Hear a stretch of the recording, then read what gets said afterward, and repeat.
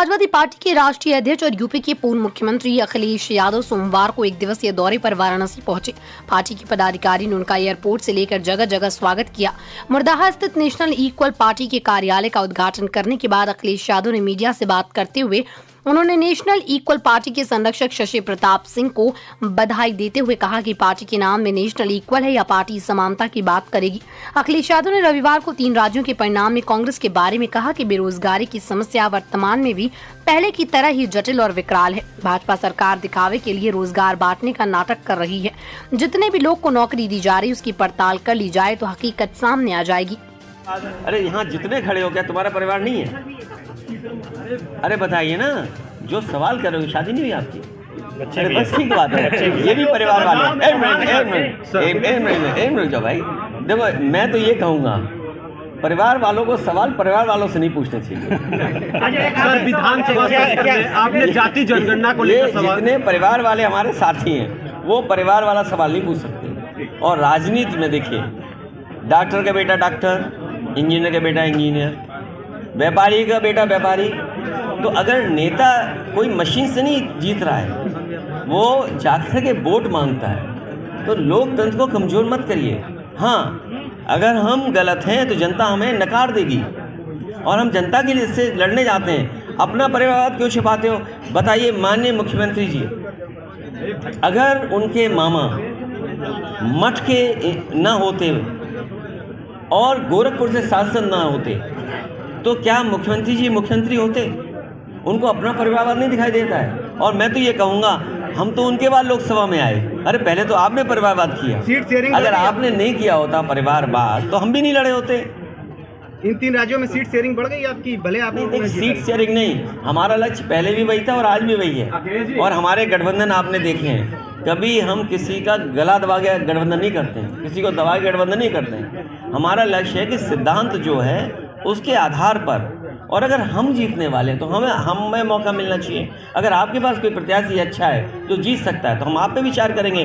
हमारे यहाँ कोई शर्त नहीं है और शर्त के साथ कोई समझौता नहीं हो सकता, बड़ा गठबंधन नहीं हो सकता। इस चुनाव के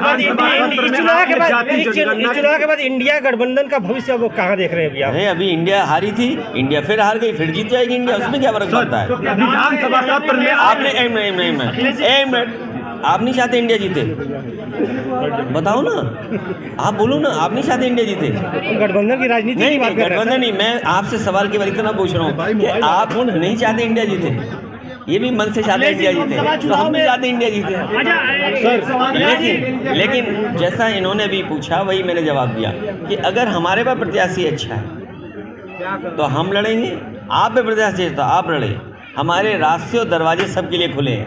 सर विधानसभा सत्र में जाति जनगणना, इसमें कोई सोचने की बात नहीं है। सर आपके पूर्व सहयोगी ओम प्रकाश राजभर का इंतजार लंबा होता जा रहा है तुम यार पत्रकार साथियों, मैं आपका चैनल देखता हूँ, जब ऐड आता है तो वो सब न्यूज़ खत्म हो जाती है।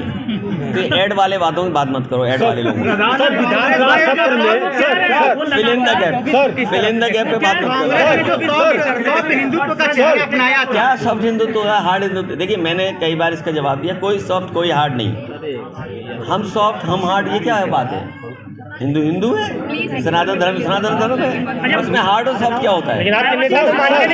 विधानसभा सत्र में आपने जाति जनगणना को लेकर आगे मत बढ़ाओ। नहीं, रास्ता बहुत टफ हो गया है। नहीं, वो क्या टफ है? अरे टफ ही नहीं है, घर घर रोजगार मांग रहा, रोजगार क्या टफ है? तीसरे मोर्चे नहीं अभी करेंगे अखिलेश जी, तीसरे मोर्चे के लिए वो जो गठबंधन है वो तीसरा मोर्चा भी मान लो, चौथा मोर्चा भी मान लो, पहला मोर्चा भी मान लो। मैंने कहा लक्ष्य हमारा है बीजेपी का मुकाबला करना। लेकिन यूपी में और जो किसान की आय नहीं दोगुनी, बेरोजगार इतने बैठे हैं, महंगाई है, तो ये बड़े सवाल हैं। तो इन सवालों के साथ ही हम उठ बैठ करके रास्ता निकालेंगे। सर मायावती ने ट्विटर और आय दोगुनी हो गई आपकी। बेरोजगारों को रोजगार मिल गया। अरे भाई अखिलेश पल्लवी पटेल जी का नाम चल रहा है आपके पार्टी सिंबल पर चुनाव। देखिए, आप अपने आप कैंडिडेट मत घोषित किया करें।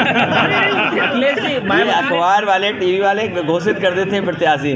अगर आप में से किसी का मन हो तो हमें चुपचाप पर्ची दे देना।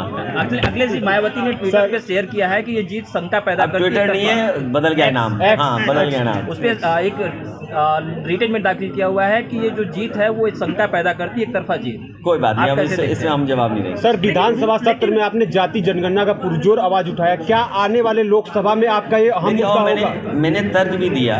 मैंने ये कहा कि जब 2017 में मेरिट से पुलिस की भर्ती हुई थी तो उस समय पुरानी आरक्षण व्यवस्था थी, और जब भर्ती का रिजल्ट आ गया तो तमाम नौजवान जो नौकरी पा गए थे, सरकार ने वो आरक्षण की व्यवस्था बदल दी।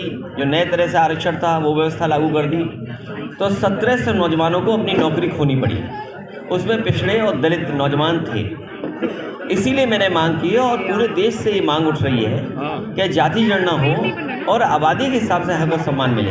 इसके मैं पक्ष में हूँ। जाति गणना होगी, होके रहेगी। समय जरूर है, लग सकता है, लेकिन देश की बड़े पैमाने पे आबादी ये चाहती है कि जाति गणना हो। अब डिप्टी सीएम भी कह रहे हैं, अब तो अपने डिप्टी सीएम भी कह रहे हैं। अरे भाई, तुम पूछोगे बदल जाएंगे, क्यों उनकी बात करते हो? अब ये जीत के बाद कुछ नहीं है वो। जीत के बाद 2024 को किस तरह से देख रहे हैं? 2024 को 2024 को किस तरह से देख रहे हैं आप? 24 ऐतिहासिक परिणाम आएगा और बदलाव होगा। इसीलिए मैंने कहा कि किसान की आय दोगुनी नहीं हुई, आपकी महंगाई बढ़ गई, चरम सीमा पर है, और घर घर बैठा बेरोजगार। यही रास्ता निकालेगा लोकतंत्र में। जातियों में बांटने की कोशिश हुई, ऐसा प्रधानमंत्री कह रहे हैं कि इस चुनाव में मैं बहुत सीधा ये कहना चाहता हूँ कि जिस समय मंडल कमीशन का गठन हुआ है, और जो लोग ये बात कहते हैं कि हम विपक्ष के लोग जाति गणना मांग करके या जातियों की बात करके या पीडीए की बात करके जातियों में नहीं बांट रहे। जिस समय ये बात हुई कि आरक्षण की व्यवस्था कैसे लागू हो, तो जो लोग गरीबी नहीं समझ पा रहे हैं, बहुत सीधी सी बात है, जो लोग गरीबी नहीं समझ रहे हैं उन्हें मंडल कमीशन की प्रस्तावना पढ़नी चाहिए, और जिस समय वो प्रस्तावना पढ़ लेंगे उसके बाद जाति में बांटने की बात नहीं कहेंगे, क्योंकि इस प्रस्तावना में मंडल कमीशन ने तमाम पहलुओं को देख करके ये माना कि जाति के आधार पर लोग गरीब हैं, इसलिए जाति के आधार पर आरक्षण होना चाहिए। इसलिए जो बात हम लोग कह रहे हैं, अगर बाबा साहब भीमराव अम्बेडकर जी ने संविधान से जाति की वजह से आरक्षण दिया। नेशनल इक्वल पार्टी के राष्ट्रीय अध्यक्ष हैं, मैं उनका धन्यवाद और आभार प्रकट करता हूं। साथ ही उनके संगठन के सभी पदाधिकारियों का और समाजवादी पार्टी के सभी कार्यकर्ता नेता जो यहाँ पर हमारे पास हैं और जो यहाँ तक नहीं पहुँच पाए हैं, दूर सड़क या जहाँ तक आवाज़ पहुँच रही है समाजवादी साथी, मैं सबसे पहले नेशनल इक्वल पार्टी के शशि प्रताप सिंह जी को और उनके सहयोगी साथियों को बहुत बहुत बधाई और मुबारकबाद देना चाहता हूँ कि एक नया दल, नया संगठन लोगों को जोड़ने के लिए, और जिन परिस्थितियों में आज देश की राजनीति जा रही है उस राजनीति को मैं मुकाबला करने के लिए, उन ताकतों का मुकाबला करने के लिए बाबा साहब भीमराव अम्बेडकर जी जिन्होंने हमें संविधान दिया,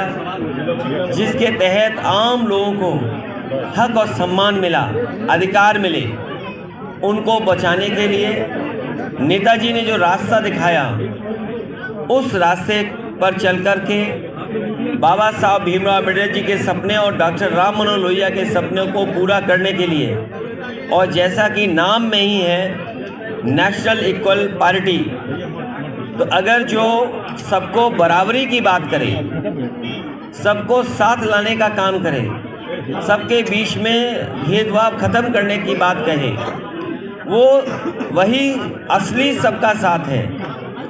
सबका साथ तभी है जब आप इक्वल हों। अगर असमानताएं रहेंगी तो बराबरी कैसी?